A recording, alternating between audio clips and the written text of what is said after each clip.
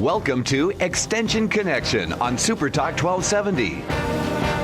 Thoughtful information and discussion with experts from both Burleigh and Morton County Extension Service offices. Extension Connection provides advice on family nutrition, issues in agriculture, lawn and garden, community leadership, homeowner concerns, and so much more. Live from the Super Talk 1270 studio, this is Extension Connection.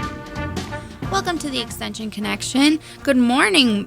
Today you have the Burleigh County Extension staff visiting with you. My name is Ashley Stegman, the Ag and Natural Resource Agent, and then we have Chandra Zeman-Belinsky, our Family Consumer Science Agent. And we are pre-recording today because our regular Wednesday live spot, will actually be in conference. We are having a statewide extension conference held in Bismarck, so that's where we will be on Wednesday during our live spot. But if you do have any questions on any of the information that we share with you today, please feel free to give us a call at our office, the Burleigh County Extension Office, 221-6865. And today we're experiencing a lot of wind. How is the wind? The wind has just blown us all in. Very windy. Yeah. So yesterday it was if you were able to be outside on Sunday morning, it was really nice until right about maybe you're getting home from church or just waking up. Then the wind welcomed you in, and actually I had a neighbor that decided to cut down a tree. Wow! On the day that we had almost 60-mile-an-hour winds. Our neighbor's tree almost blew over. Oh, yep. Yeah. And actually this tree, I would say, was probably about 80 feet high. It was a big old pine tree, and it was just a couple weeks ago when we had that severe thunderstorm roll through. It actually got struck by lightning. I did not believe it, but of course I thought, well, I'll go check it out. Being that I look at a lot of trees throughout the summer and everything, and yes, it was actually struck by lightning. How could you tell? Looking at it down the main of the trunk, it was split. Wow. It was just nicely split, and then all the bark that was in that area was broke off, and it was just shattered like a plate. If you drop a plate, you have all those pieces of plate all over. The bark was just shattered all over the place. Like just a ton of energy and just moved it. Yep. Yeah. And, I remember hearing a big clap, but I didn't know that it actually struck the tree. So yesterday afternoon, this was Sunday, they actually went out and somebody came out and cut it down. It was across the street and all, so it was kind of a mess at our place for a little while. Yeah, blocked off the street? Yep, it was blocked off and everything. Good story. It was good that they got it down because those high winds, they may have done some damage. So you might be seeing some damage in your own yard or your neighbor's yard. Just another, I guess, quick reminder with trees. If you lost 50% of that top canopy of that tree's probably going to be a goner. It's not going to come back. So just kind of rule of thumb for that. And then if you see any breakages on limbs within the tree, just getting that cut out and removed. Because what happens is once it breaks off that limb, then you're going to be severing some of that energy, that nutrients that dead part of that branch is going to be taking up. So you just want to remove it. That way your tree's not having to work harder especially now that we're falling into fall and winter. Some of you may have some questions on, well, is it too late to fertilize my lawn? You're probably a little too late on it. There are winter fertilizers that you could yet use. I do recommend to have those on down before the end of October here. So you want to make sure that you're getting your lawn fertilizer down if that's needed. And then it's always good to do an extra shot of moisture after you apply that fertilizer, just to really kind of help it sink in. Since we are so dry, we really need to remember to give a little extra moisture when we're applying that fertilizer. Yeah, all of those little fires over the weekend. Yeah, there are quite a few fires. I hope and pray that everyone is okay and that they're able to get those under control. They're definitely scary. I haven't ever been involved in one, so thank goodness. But I definitely know a lot of producers out there that are kind of in a pickle now with no grass, and so that might be another hard thing coming into the fall and winter. Maybe your grazing season is going to be cut a little shorter than you even thought. So when we're talking about grazing, I do have a little information for some of the ranchers out there. NDSU will be hosting a winter grazing seminar. And this winter grazing is all about how to utilize that grass or that field stubble that you might have and lengthen that grazing season so we don't have to dry lot those cows during the winter. This winter grazing workshop will be held November 4th and 5th. It's in Jamestown at the Quality Inn. It is going to be put on, hosted by the NDSU Central Grasslands Research Extension Center. They're bringing in a lot of good speakers. Winter grazing of beef cattle. Will it work for you? This is a keynote speaker, Bart Larder. He's of the Western Beef Development Center in Saskatchewan. So he should have some good tips about how to lengthen that grazing season, especially in the winter and cold months. Other topics include winter grazing of cover crops. We're seeing a lot of individuals and research done showing that those cover crops can really benefit our livestock out there. Also looking at that soil health, swath and bale grazing. For some of the listeners that might not know what the word swath is, that's when we take that hay, we cut it, and we use a swather and make almost just windrows with it. And so you're not baling it. There's not an extra input cost or time on it. You're just making lines of hay gathered in an area. Other topics, livestock nutrition. It's very important to know when you're carrying those cows through the winter months how much nutrients they need, especially when they're carrying a calf on them. They need to have the recommended nutrients needed. Other things, water quality, and talking about water. During the winter, it can be very hard to get enough water, moisture for your cattle. But don't forget, some people might not want that snow, but that snow is an added plus when we have it out there in the fields because those cows will eat that snow for moisture. There is a registration cost. You could attend the first day, the 4th, which that will run from, I believe, 9 a.m. to 5. That cost is going to be $30 for the single day. If you are looking to attend both days, that's the 4th and the 5th, which is a Wednesday and a Thursday, that's going to be $75. For more information, contact Farah Brummer. She is with the Central Grasslands Research Extension Center. Her number is 701-424-3606. And to register online, if you are a techie person and you're able to register online, you can go to www.ag.ndsu.edu/Central Grasslands Rec.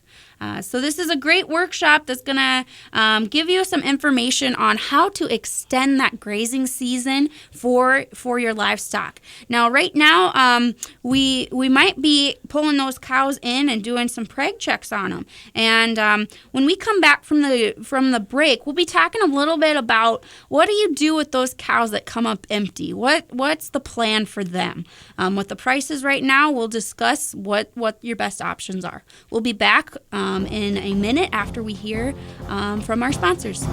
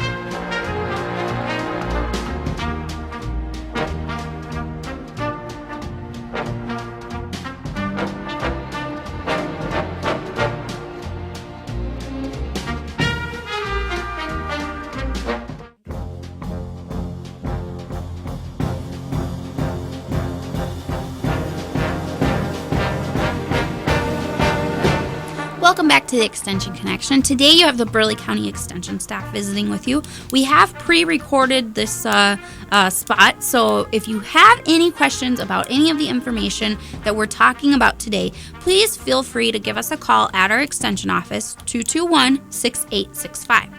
Just before the break, I was discussing an opportunity for our ranchers and producers on winter grazing. And also at this time of year, a lot of times we're preg checking those cows and seeing if they come up empty or how far along they are. And in that case, when you have a few cows that come up empty and you just don't know what to do about them, sometimes it's a hard choice to make. But marketing some of those cows as culled cows might be a better option for you. Some culling of beef cows occurs in most herds every year. A few cows will become reproductively unsound, bad udders, open, or just plain old. It's a sad thing, but we all get old. Mm-hmm. If feed resources are available, some producers may wish to market the culls after the first of the year for tax purposes. So with the low prices in our grains right now, holding on to those cull cows and maybe adding a few pounds to them until the first of the year might be the option for you. The beef audits have generally shown that cull cows, bulls, and culled dairy cows make up about 20% of the beef available for consumption in the United States. About half of that group, so 10% of that beef supply, comes directly from culled beef cows. Cow herd budgets often show that culled cows and bulls make up about 20% of the gross income in your cow-calf operation. Whether you are culling because of drought or to improve the productivity of your herd, it is important to understand the values placed on cull cows intended for slaughter. Looking at the USDA Market News Service reports, there are 4 classes of cull cows. The 4 classes are divided primarily on fatness. The highest condition cull cows are reported as breakers. They usually are quite fleshy and generally have excellent dressing percents. Body condition score of 7 and above are required to be breakers. So when I talk about that body condition score, this is a value that ranchers, individuals will evaluate the cows and give them a score. Usually that body score goes anywhere from 1 to 8, and your animals that are going to be a little more fleshy, a little fatter, they're going to be on that 8 spectrum. And then your body score 1s, they're going to be they're probably going to need to be culled because they just don't have enough fat on them. Maybe they need a lot more nutrients and feed. That's kind of the opposite of the spectrums. The next class is more moderate condition group of cows. They're called boners or boning utility. These cows usually would fall in the body condition score grades of a 5.5 or a 7. Many well-nourished commercial beef cows would be graded as boner utility. The last 2 groups of cows are reported by the Market News Service as the leans and lights. These cows are thin with body score conditions of a 1 to 4. They are generally expected to be lower in dressing percent than the fleshier cows and more easily bruised while being transported than other cows with a better condition score. Lights are thin cows that are very small and would have a very low hot carcass weight. So leans and lights are nearly always lower in price per pound than the boners and the breakers. Lights often bring the lowest price per pound because the amount of sellable product is small, even though the overhead costs of slaughtering and processing are about the same as larger, fleshier cows.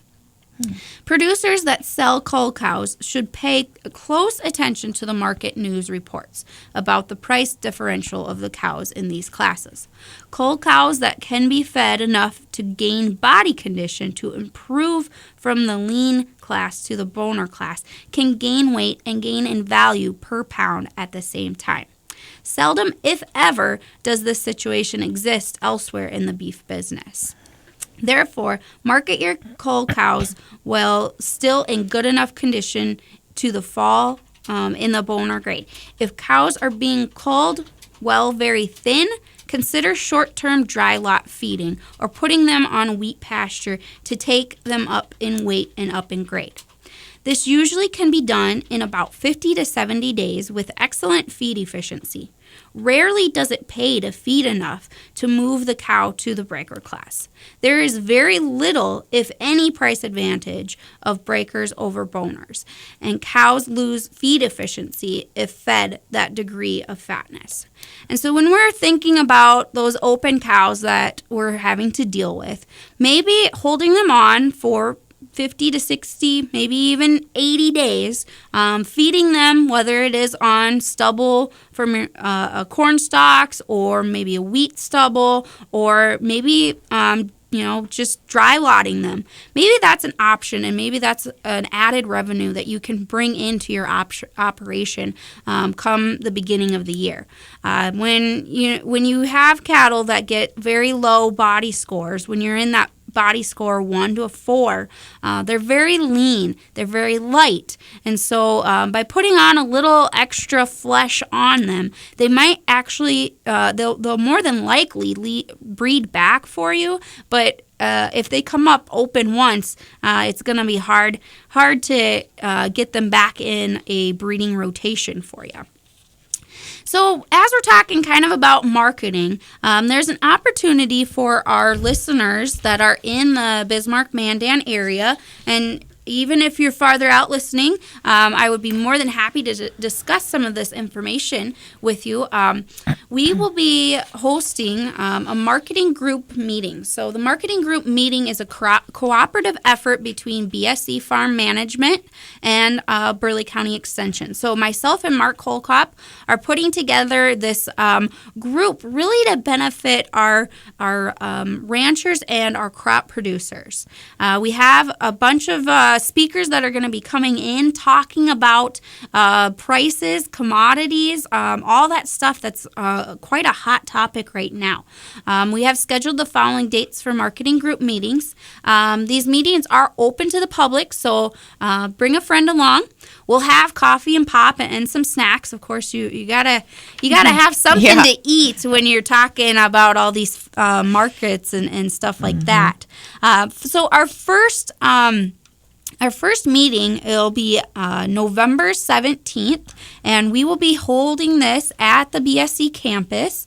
It'll be 108 in the Career Academy. So I believe that is downstairs, actually. When you walk in, you're going to want to find the elevator and take it down one floor.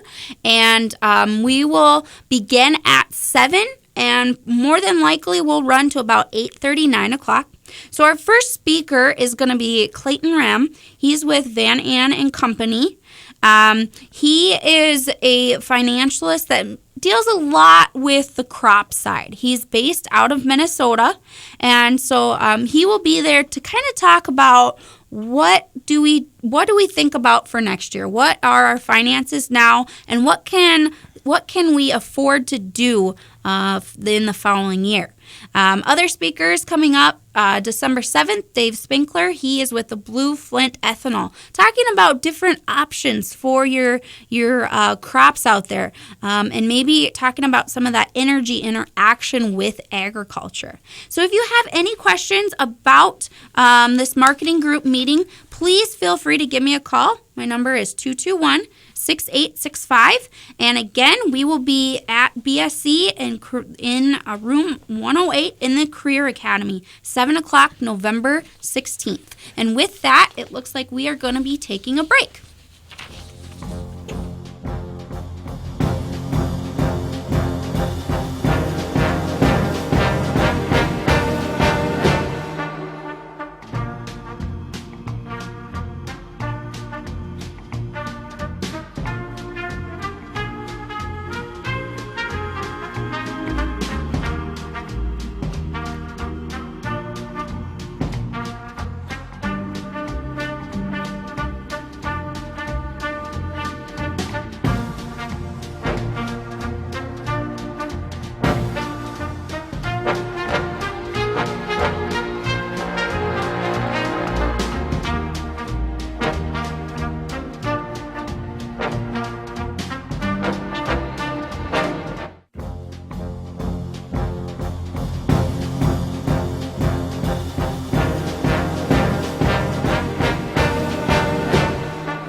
welcome to the Extension Connection. Today you have the Burleigh County Extension staff visiting with you, and we have pre-recorded this, so if you have any questions about any of the information that we're talking about, please feel free to give us a call at 221-6865, and we can discuss some of these things a little more in detail. So right now we're having, of course, the change of weather, and a lot of people are some people are completely done gardening, but there are a few of us that are still hanging on just a little bit more. As long as we can. Waiting for a real true frost. We've had a few nights where we've probably got some good frost going on, but it hasn't been a killing frost yet. With killing frost, that temperature really needs to be at 28 degrees. Okay. And I really... Of what I remember, I haven't seen that yet. And so some people have a lot of pumpkins that might be out there. Okay, that's since true. It is the season. Right. Light frost will not harm pumpkins, but harvest before that killing frost. So that killing frost, again, is 28 degrees. Leave a few inches of the stem attached. And be very careful to not bruise your fruit, not bruising that pumpkin. And then bringing it inside is really the best option. You want to cure that pumpkin in a warm area. Recommended 80 degrees, but if you bring it inside in your home, it'll cure fine at that time. Spot for 10 days for a long-term storage. So if you're planning on using maybe this pumpkin for a decoration and you want it to hold off until the end of November, then you want to definitely have it indoors for at least 10 days in warm area. Recommended 80 degrees. Some of our homes don't get that warm, but you just want to maybe put then that pumpkin in front of maybe a heat register or something. That's good to know. It just stays warm. So what do you mean by cure exactly? Well, if you still have a pumpkin that's maybe a little moist or a little wet to it yet feeling, and you want it to harden up, that's what it means then to cure Got it. So I know, a lot of us might want to start our carving our pumpkins. Yeah, right. That's one thing you definitely probably want to let it cure before you start that process. Just because if it's not cured, then it's really moist and it's really hard. And if you're going to end up putting a design on that pumpkin, it's going to be really mushy. Okay. You want it to get hardened up so you can cut that design That nice. makes sense. Yep. So another thing that we might be still doing is you might still have some apples on that tree. Apples on trees can tolerate temps approaching 25 degrees before completely freezing off. Okay. Yep, they're really hardy. If they freeze, wait to thaw before picking. And use them promptly. So if the apples do freeze, it's okay, but you want to pick them when they're thawed out, and then you want to use them right away. Okay. You don't want to let them sit in a bucket for any amount of time. You want to get those used. Okay. And then the last thing with flowers, deadheading your roses. Stop deadheading the roses. The maturation of the seed pods, so those rose hips, will help plants harden for the winter. The pods add color to the winter landscape. So you can go ahead and leave them. They add something to your landscapes, and they're pretty hardy, so they'll be able to handle it. With our trees, when we're looking at our trees, you might see with your pine trees that you're having a lot of fall needle drop. Don't worry about that. Those are your old needles, and where you're going to see the old needles is the inside of the tree, located near the trunk. And they're supposed to turn brown. They're supposed to fall off. As long as you have green needles that are out the outer edges of the tree, your tree is doing fine. It needs to be green on the outside, and it can be brown on the inside. That green really tells us that it's healthy, and that's the new growth happening. As long as those young needles, so that green on the outside of the tree, those are your younger needles, they're healthy, then the tree is really the tree is very healthy, and it's full of life. Yeah. Mm-hmm. All right. And another thing about pines, you might be seeing some sooty mold at this time of year. Like, is it white or black? It's actually black. Okay. It's a black fungus that grows. Oh. You know, and it's actually going to be on the lower part of the needle blade. Okay. And so it's going to be close to that branch type thing. You know, that mold, if it overwinters and whatnot, it will attract wasps. So maybe you're seeing a lot of wasps around your pine tree right now. Yeah. You probably have a sooty mold epidemic going on. I wonder what they like about it. You know, especially with pine trees, they release a lot of Is it sap? It's a sap. Yeah, it's a sap. You know, I was looking at a pine tree earlier, and it's almost kind of, you smell it, it almost smells like a syrup. Okay. But it's a clear white sap. Okay. And, you know, the sooty mold can be a problem if it can suffocate the needles. So, but it mostly is an aesthetic problem. So it looks kind of bad. It can cause needle loss. And so if you're seeing, again, wasps around your tree, less needles, you might have a sooty mold problem going on. And then the last thing, you know, tree planting. Fall is a great time to plant trees, but this must be done soon to allow those roots sufficient time to get established before the winter.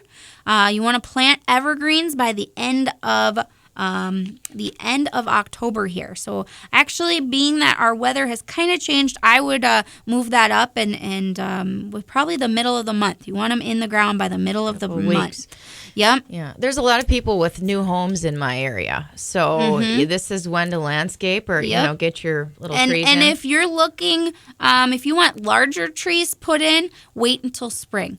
It might be too much of a stress on that tree, and so you want to wait for those larger trees to be planted till the spring. Right. So just a few good tidbits there for you when we're preparing for the fall and the winter to come. You want to make sure that if you're going to get any trees in the ground, that they're small and you get them in very, very soon. Okay, so this weekend we did have lots of box elder bugs on our front door. So is it, you know, and it seems like it's every other year or something like that. Maybe I'm wrong. Nope, you're right. They kind of do go every other year. Okay. They're commonly, if you see them, it means that there's, the old wives' tale is then there's a box elder tree near you. Somewhere around. I don't know for sure. You know, I do think that they eat on different trees also. I don't think it's only the box elder trees. But these bugs you'll see them most of the time on sunny walls or in an area where they can really soak up that warmth. You know, to if you have them in the home, you know, you really need to look for all the crevices along your foundation and seal them with some type of caulk or something because you don't want to get those types of bugs indoors. You know, with any type of bug, they can live inside, especially in the right environment. They can live for a long time. There's also, you can use a regular detergent and some water. It's actually 3 tablespoons of home cleaning detergent, and then per gallon of water, and use that to spray the foundation of your home. And then that's supposed to, again, this is kind of a wives' tale, but that is supposed to reduce the amount of box elder bugs and continue spraying until you don't see them anymore. It's never, you know, with all things, it's very important that you continue the applications until you see the problem resolved. Okay, good point. So box elder bugs stay by your trees, not our houses. Yeah, you can live, but just stay away. Yep, that's better. That's the better thing. Yeah. So, so there's quite a few things that we're getting ready to do here in the fall, and for some of you that are gardening and looking, well, how do I preserve the last garden items that we have? When we come back from the break, that's what Chandra's going to be talking about. So we will be right back after the message. Okay.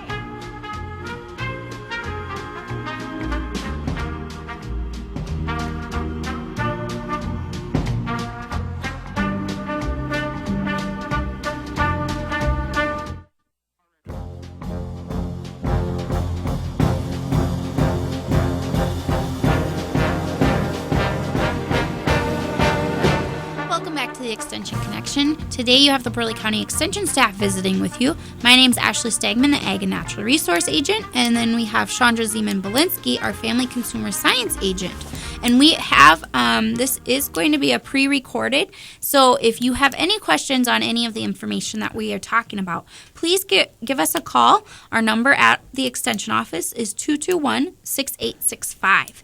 And so just before the break, we were talking about some of those tidbits that you have to pay attention to outside with your landscape, and maybe you're looking at your trees. And so what about our gardens? We're looking at our gardens, and maybe we have, I know for me, I had a bunch of tomatoes that were really green yet. Yeah. And I actually, I had enough this year. I had enough tomatoes, and I did all the canning that I wanted. So I actually threw them out. I know a lot of people would be like, oh, no, you did that? But, I just didn't have the time to ripen those tomatoes on my own. Right. So if you do have green tomatoes, you just need to be patient. Optimal ripening temps are 68 to 77. Since we don't have those degrees outdoors, we're going to have to pull them indoors. Bring them in. Get them into a warm place. So for us, we don't have space. It's all about space, and with the little ones running around, right? Oh, yeah. Yep. So you need a space that they can just sit, because they're going to be sitting for last year when I had to ripen, I think I probably let them sit for almost 10 days before they started blush. Yeah. So the more temps that stray from that range of 68 to 70, the slower the ripening occurs. Okay. Clipping the vines won't help. Tomatoes will blush. With a blush may ripen indoors. So if you have tomatoes that have just a little bit of red on them, they're blushing up, then definitely take them indoors, and they're going to ripen a little bit faster. So after we're done with ripening our tomatoes, what are some uses or some things that we can do to preserve them? Hey, so we're talk a little bit about food preservation, specifically about tomatoes. Let's talk about those green tomatoes. So there's a few ways that you can work with your tomatoes to save them for later. And I do get a little depressed at the end of the season because I'm so used to either pulling from the garden or running the farmer's market. So some of those markets are still open through November, but I know this last weekend here was the last Saturday for Biz Market. So goodbye, markets. So now those green tomatoes, can you preserve them? Yes, you can. You can, even before they ripen, because they tend to be a little bit more on the acidic side, you can can them. So that's good news. Remember that when it comes to food preservation, specifically shelf-stable canning, you want to be on the acidic side. If you're not, and that magic pH, now if you think back to chemistry class when you were a kid or young college days, the neutral pH level for water is about 7, okay? And so the higher you go on that scale, the more basic, the lower you go, the more acidic. So in food preservation, the neutral zone is about 4.6. So we're talking, we want to be on the acidic side of things. Now, how are you going to know? Well, I tell you what, you're not really, unless you have the equipment to do it. The average person doesn't. And so thank goodness for NDSU Extension. We've done some research, and I really like to share the publication that we have about some work that the Williston Research Center has done. There's about, I'm going to say about 20 different varieties on an experiment that was run, and the common within the state here, I like this publication because it's local. It's not something that was done in, Arkansas or even Washington State. They've taken tomato varieties that grow well here, and they've tested out to see, to full fruition and to full ripening on the vine. Of course, there has, it was controlled. There was no frost that was introduced and things. And the average tomato is no longer as acidic as you think it was.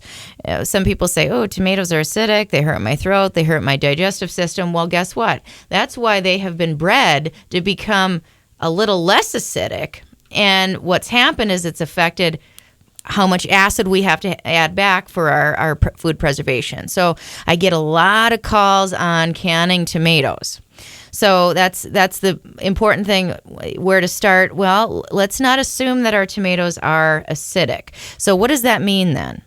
Well, either you have to add a little bit of lemon juice or vinegar, so some acids back so that you can water bath can them. We endorse 2 methods of canning: water bath or pressure canning.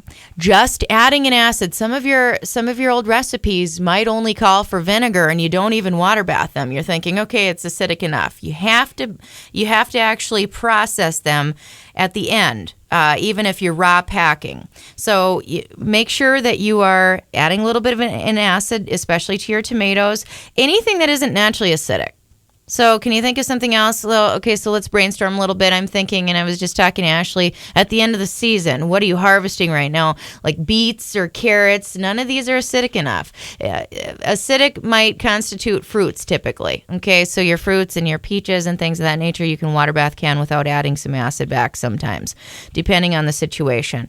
Okay, so pressure canning, water bath canning. If you want a water bath, tomatoes, our rule of thumb is you add 1 tablespoon of acid to 1 pint, okay? And let me double check that. I got to pull up my publication. Actually, let's skip forward, and because I was ready to talk about carrots, let's just talk about carrots here. So if specifically with carrots, since I have that one in front of me, you can't water bath can that. You have to pressure can this particular vegetable. And I tell you what, it actually yields a really great fresh product. You're thinking, ooh, mushy carrots. But it's a fantastic, all you do is you take them out of the container and you warm them. And really you feel like you're eating from the garden in the middle of the winter. And sometimes, and Ashley, you were telling me that if you harvest them in the earlier, because we usually wait. I mean, yeah, they're what did you call them? They're root vegetables. So you said a bulb or something like that, right? They're a tuber vegetable. Tuber. That's what you said. And when you're pulling them the earlier, they have a lot more sugar starch in them. And so when you're talking directly about your carrots or your beets, sometimes you like more of a sweeter carrot. Right. If you will. And so, you may harvest them and they may not be very big, but, they're going to have the highest sugar starch value the younger they are. The longer you leave them, the less sugar starch that's in it because of the longer time in the ground and the cooler temps and whatnot. They're going to start to lose that sugar starch. Well, and that makes sense because this year my grandparents, that's all they have time to do and grow a wonderful garden and fertilize and all these things. And, maybe someday for us. But I will tell you, their carrots were the sweetest carrots I've ever had in a good way. But I'm thinking, what happens with potatoes? Because when they get sweet, it's because they've experienced frost. So there must be something different going on with their starches internally. Yep. So getting back to carrots now, I talked a little bit about it and then we'll finish up with tomato. But with carrots, you can either hot pack or raw pack. Hot pack means simply that you're cooking the contents before you put it in the jar. And then the important thing here is, because you're pressure canning, you don't have to add salt. It's really not necessary at all. And then what you would do is you would either put them in pint jars or quart jars. And then in our publication, I'm going to just use an example of a dial gauge pressure canner. You would actually, with pints, process them because you have to be relative to our altitude at 12 pounds with the dial gauge. 25 minutes for pints, a little bit more for quarts because they're bigger jars, so 30 minutes. All right, so with tomatoes now, same thing, you can pressure can them. We have a different publication though, and for the most part, call me with that information because I don't have it in front of me and I'm working off my cell phone. It's 221-6865, but it's about 15 minutes with pressure. And so just keep in mind now, we were talking a little bit at the end of the season here, it's going to get cold. We've got frost-killed tomatoes. Can you can them or not? No, you can't. And the reason is because it affects the acidity. And we're working with a baseline acidity with our thermal process testing. So, you know what? Any questions you have, call me. And it's good for you to call us because then we create publications that we share with the rest of the community. So, all right. With that, I believe we are getting the nod that we are out of time. Yeah, we're out of time. So, we will be back in 2 weeks to visit with you. If you have any questions, please give our extension office a call, 221-6865. Thanks, everybody. Thank you. You've been listening to Extension Connection on Super Talk 1270. News and information from NDSU Extension Service and representatives of Morton and Burleigh County Extension offices. Tell your friends to listen in for the next Extension Connection, exclusively here on Super Talk 1270.